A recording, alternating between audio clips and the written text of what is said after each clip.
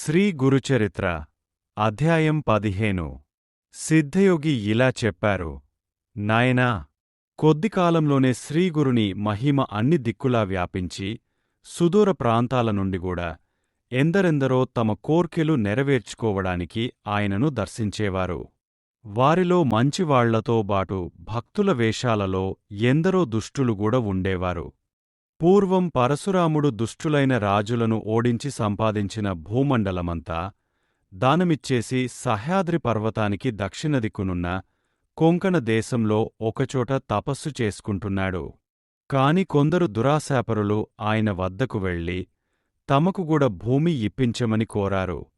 ఆయన ఆ ప్రదేశంగూడా వాళ్లకు దానమిచ్చి వాళ్ల బెడదనుంచి తప్పించుకోడానికి సముద్రంలో ప్రవేశించి అదృశ్యమయ్యారు. అదే కారణంగా శ్రీగురుడుగూడా వైద్యనాథంలో గుప్తంగా కొంతకాలం ఉండదలచుకున్నారు. కనుక ఒకరోజున గృహస్థ శిష్యులకిలా సెలవిచ్చారు. ఉపనయనాది సంస్కారాల వలన ద్విజుడైన బ్రహ్మచారి వేదాధ్యయనం చేస్తూ భక్తితో గురువును సేవించాలి. అతడికి పగటి నిద్ర తగదు. దొరికిన భిక్షాన్నం గురువుకర్పించి ఆయన ఇచ్చినది భుజిస్తూ విద్యావంతుడు కావాలి. చివరకు గురువుకు దక్షిణ సమర్పించి సమావర్తన హోమం చేయాలి. అటు తర్వాత గురుని అనుజ్ఞతో ఒక యోగ్యమైన కన్యను పెండ్లాడి గృహస్థాశ్రమ ధర్మాలను పాటించాలి. పుత్రుడు యుక్త వయస్కుడయ్యాక అతనికి సర్వస్వమూ సమర్పించి భార్యతోగూడా అరణ్యానికి వెళ్ళాలి. తర్వాత గ్రామ్య విషయాలను వదలి భార్య యొక్క అనుమతితో సన్యసించాలి. సన్యాసికి జపము, భిక్షాటనము, ధ్యానము, శౌచము, అర్చన ధర్మాలు. అతడు స్త్రీ కథలను వినగూడదు. వాహనము లెక్కరాదు. మంచము తాకరాదు. పగలు నిద్రింపరాదు. నిరంతరము ఆత్మద్రష్టయై ఉండాలి. వెదురు, సరకాయ, చెక్క, మట్టి వీటితో చేసిన పాత్రలు మాత్రమే ఉపయోగిస్తూ దండధారియై పగలు మాత్రమే భుజించాలి. సంవత్సరమంతా తీర్థాటనం చేస్తూ 3 పగళ్లు మించి ఏ గ్రామంలోనూ నివసించక స్థిరచిత్తుడై ఉండాలి.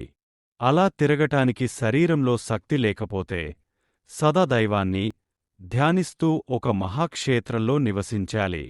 ఇలా చెప్పి గృహస్థ శిష్యులను వారి గృహాలకు పంపి సన్యాసులైన శిష్యులకు శ్రీగురుడు ఇలా చెప్పారు. నాయనలారా, మీరందరూ తీర్థయాత్రలకు వెళ్ళండి. మీకు మరలా శ్రీశైలంలో బహుధాన్య సంవత్సరంలో మా దర్శనమవుతుంది అన్నారు. అప్పుడా శిష్యులు, స్వామీ, సర్వతీర్థాలు మీ పాదాల వద్దనే ఉన్నాయని శాస్త్రాలు చెబుతున్నాయిగదా. మిమ్ములను విడిచి మేమెక్కడికి పోగలము? దానివలన మాకు కలిగే లాభమేమున్నది? అన్నారు. అప్పుడు స్వామి, నాయనలారా, సన్యాసులమైన మనము 5 రోజులకు మించి ఎక్కడా నిలువకూడదు. సర్వతీర్థాలు దర్శించడం మన ధర్మం. దాని వలన మనస్సు స్థిరమవుతుంది. అటు తర్వాత ఒకచోట స్థిరంగా ఉండడం శ్రేయస్కరం అని చెప్పారు. అప్పుడు శిష్యులు, స్వామీ, మీ మాటయే మాకు ప్రమాణం. మేము ఏ తీర్థాలు దర్శించాలో సెలవియండి అని కోరారు. అప్పుడు శ్రీగురుడిలా చెప్పారు. నాయనలారా, తీర్థాలన్నింటిలోకి ఉత్తమమైన కాశీకి వెళ్ళి గంగను సేవించి గంగా తటయాత్ర చేయండి. అటు తర్వాత యమున, సరస్వతి నదులనుగూడా అలానే సేవించండి. అందువలన దేవతలకు సంతృప్తి, మీకు శాశ్వత బ్రహ్మలోక ప్రాప్తి కలుగుతాయి. తర్వాత వరుణ, కుశావర్త, శతద్రు, విపాస, సరావతి, వితస్థ, అసిక్ని, మరుద్ధృధ, మధుమతి, పయస్విని, ఘృతవతి, రేవ, చంద్రభాగ, రేవతి, సరయు, గోమతి, వేదిక, కౌశికి, నిత్యజల, మందాకిని, సహస్రవక్త, పూర్ణ, పుణ్య, అరుణ, బహుదా, వైరోచని, పుష్కర, ఫల్గు, అలకనంద మొదలైన నదులలోనూ నదీ సంగమాలలోనూ స్నానం చేసి తటయాత్రలు చేయండి.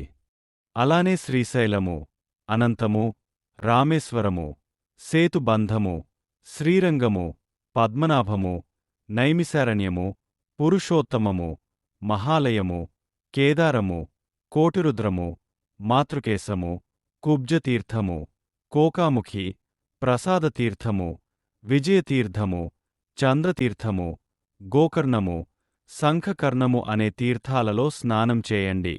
అలానే అయోధ్య, మధుర, మాయా, కాంచీ, ద్వారకా, సాలగ్రామము, సబల గ్రామములు దర్శించండి. సవ్యమార్గంలో 3 సార్లు గోదావరి తటయాత్ర చేస్తే పాపాలన్నీ నశించి జ్ఞానం కలుగుతుంది. అలానే భీమేశ్వర, పంజర, కుశతర్పణ, పూర్ణ, కృష్ణవేణి, తుంగభద్ర, పంప, భీమా నదులకు తటయాత్ర చేయండి. హరిహర క్షేత్రము, పాండురంగ క్షేత్రము, మాతులింగము దర్శించండి. గంధర్వపురం అనగా గాంగా పురము ఉత్తమమైన క్షేత్రము. అక్కడెన్నో తీర్థాలున్నాయి. అచ్చటి దేవతలు సులభంగా వరాలిస్తారు. అక్కడ భీమా, అమరజా నదీ సంగమమున్నది. అచటి అశ్వత్థ వృక్షము సాక్షాత్తు కల్పవృక్షమే. దానికి ఎదురుగా నృసింహతీర్థము, దానికి తూర్పున పాపనాసతీర్థము, దాని ప్రక్కనే రుద్రపాదతీర్థము, చక్రతీర్థము, తర్వాత కోటితీర్థము, మన్మథతీర్థము ఉన్నాయి. అక్కడనే కల్లేశ్వరుడు ఉన్నాడు. గంధర్వపురము సాటిలేని సిద్ధభూమి గనుక అక్కడ అనుష్ఠానం చేస్తే అతి త్వరగా అభిష్టాలు నెరవేరుతాయి.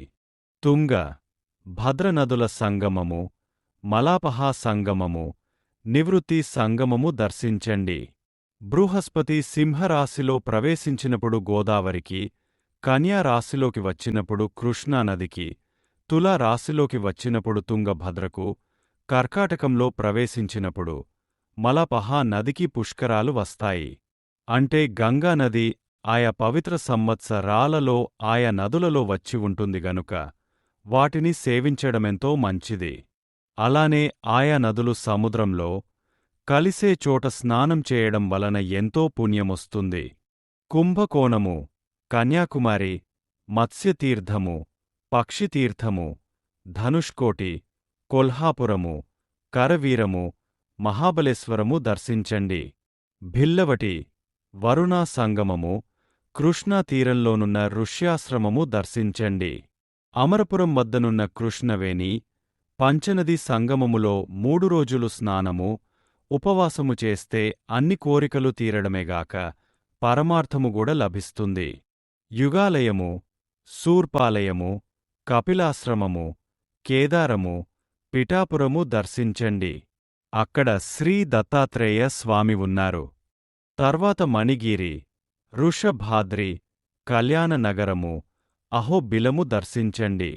కర్కాటక రాశిలో సూర్యుడు ప్రవేశించినప్పటి నుండి నదులు రజస్వలలు గనుక వాటిలో స్నానం చేయకూడదు. నదీ తీరాలలో నివసించే వారికి మాత్రమే ఈ నిషేధము వర్తించదు. నదులకు క్రొత్త నీరు వచ్చే రోజులే రజస్వల కాలము. అప్పుడు శిష్యులాయనకు సాష్టాంగ నమస్కారము చేసి వారి ఆశీస్సులు పొంది తీర్థయాత్రలకు వెళ్లారు. నేను మాత్రం ఆయన సేవ చేయడానికి వారితో కూడానే ఉన్నాను. శ్రీ దత్తాయ గురవే నమః. శ్రీ శ్రీపాద శ్రీవల్లభాయ నమః. శ్రీ నృసింహ సరస్వత్యై నమః. నా ఛానల్ని చూసి నేను పెట్టే ప్రతి వీడియోని చూస్తున్నందుకు మీ అందరికీ కృతజ్ఞతలు. దయచేసి నా వీడియోలని లైక్, షేర్ చేయండి. కుదిరితే కామెంట్ చేయండి. కొత్తగా చూసేవాళ్లు నా ఛానల్ని సబ్స్క్రైబ్ చేయండి.